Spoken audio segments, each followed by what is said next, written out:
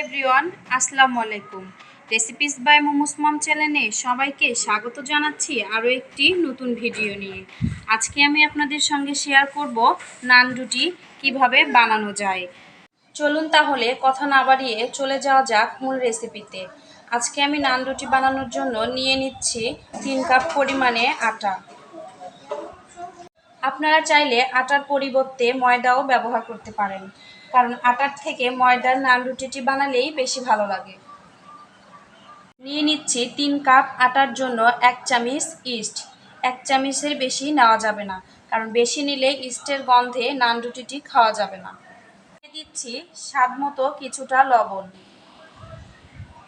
দিয়ে দিচ্ছি 2 চামচ পরিমাণে ঘি। আপনারা চাইলে ঘির পরিবর্তে সয়াবিন তেলও ব্যবহার করতে পারেন। ঘি ব্যবহার করলে নান রুটির ফ্লেভারটা একটু ভালো আসে।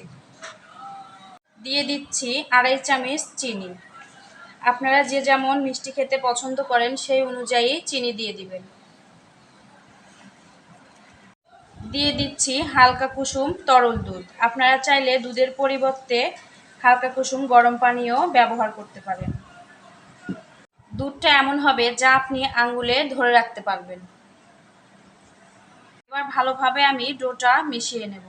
আলতো করে মেশাবো, বেশি চাপাচাপি করব না, তাহলে অনেক সময় হয় কি ডোটা ফুলতে চায় না। আলতো হাতে মিশিয়ে নেব। দুধটা আমি ভালোভাবে 2-3 বারেই মিশিয়ে নেব। তাহলে আমরা বুঝতে পারবো এখানে কতটুকু দুধের প্রয়োজন হবে। সাথে মেশাতে যখন দেখব ডোটি হাতের সঙ্গে লেগে যাচ্ছে বা আঠালো আঠালো হচ্ছে, তখন এর সঙ্গে আরও একটু অ্যাড করব ঘি। ঘি দিয়ে আবারও একটু ভালোভাবে ডোটা মিশিয়ে নেব। চেষ্টা করবেন ডোটাকে একটু নরম করেই তৈরি করার জন্য, কারণ ডোটা যত নরম হবে আপনার রুটিও তত সফট হবে আর ভালো ফুলবে। যদি কোনোভাবেই ডোটি শক্ত হয় তাহলে কিন্তু কোনোভাবেই নান রুটিটি সফট হবে না বা ফুলবে না। যত ভালো করে আপনারা ডোটি মাখাবেন তত ভালো নান রুটির রেজাল্ট পাবেন। আমি খুব ভালোভাবে নান রুটির ডোটি মেখে নিয়েছি। এবার আমি রেখে দেব রেস্টে। ডোটি রেস্টে রাখার আগে অবশ্যই সামান্য পরিমাণে একটু তেল দিয়ে উপরে দিয়ে দিবেন, যাতে কোনোভাবেই ড্রাই না হয়ে যায়।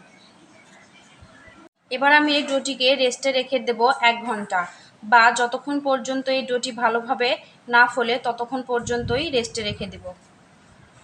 অবশ্যই লক্ষ্য রাখতে হবে এখানে যাতে কোনোভাবেই হাওয়া প্রবেশ না করে।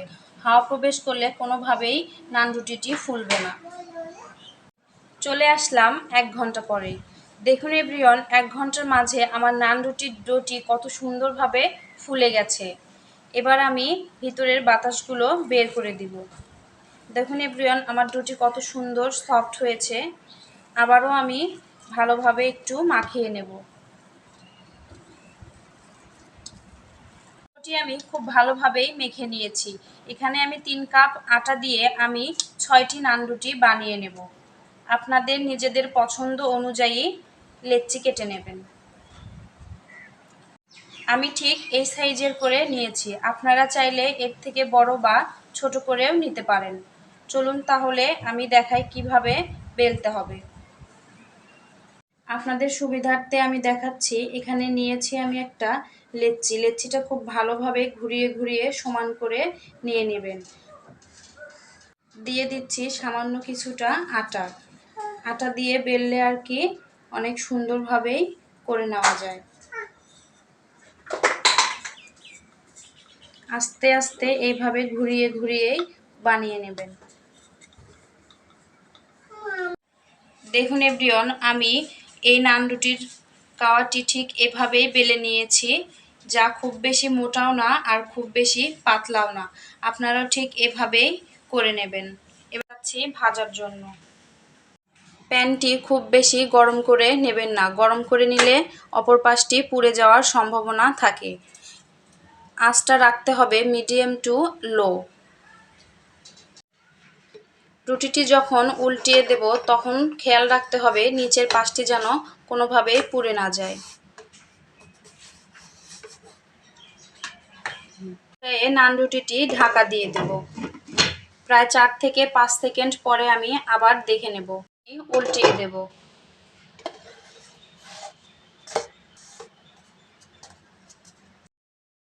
একেবারেই কমিয়ে দেওয়া যাবে না, সেক্ষেত্রে রুটিটা কিন্তু ফুলবে না।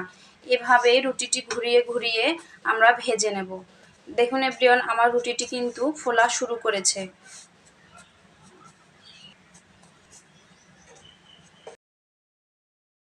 নান রুটিটুকুতে একটু চাপ দিয়ে ঘুরিয়ে ঘুরিয়ে ভাজলে দেখবেন রুটিটি অলরেডি ফুলে যাবে। যে আমার রুটি ফুলে গেছে।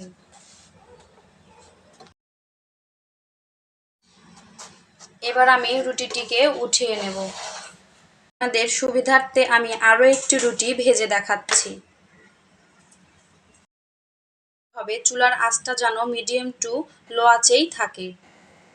এটি আমি উল্টিয়ে দিচ্ছি। এপাশেও আমি প্রায় 4 থেকে 5 সেকেন্ড ভেজে নেব। চুলার আঁচ কোনোভাবেই বাড়িয়ে দেবেন না। অনেক সময় দেখা যায় রুটির ভিতরে কাঁচা থাকে আর উপর থেকে লালচে কালার চলে আসে। রুটিটিকে আমি ভালোভাবে উল্টিয়ে পাল্টিয়ে ভেজে নেব।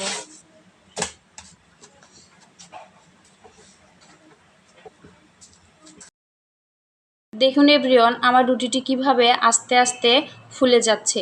আপনারা অবশ্যই নিজের ধৈর্য অনুযায়ী রুটিটি ভেজে নেবেন। দেখুন এভরিওয়ান, আমার রুটিটি কত সুন্দরভাবে ফুলেছে। আপনারা ঠিক এভাবেই রুটিগুলোকে একটি একটি করে ভেজে নেবেন। তো দেখুন এভরিওয়ান, আমি সেম পদ্ধতিতে সবগুলো নান রুটি ভেজে একটি সার্ভিং ডিশে সার্ভ করে নিয়েছি। আর কিছু ধনেপাতা ও বাটার দিয়ে নিয়েছি। দেখুন এভরিওয়ান, আজকের এই নান রুটিটি আমার কত সুন্দর সফট হয়েছে।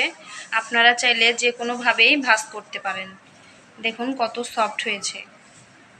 আপনারা চাইলে এই নান রুটিটি চাপের সঙ্গে বা চিকেন রেজালার সঙ্গেও খেতে পারেন।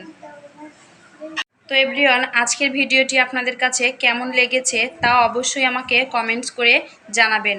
ভালো লাগলে অবশ্যই বাসায় ট্রাই করবেন। ভালো লাগলে অবশ্যই আমার রেসিপিটি ফলো করবেন এবং লাইক কমেন্ট শেয়ার করবেন। ধন্যবাদ।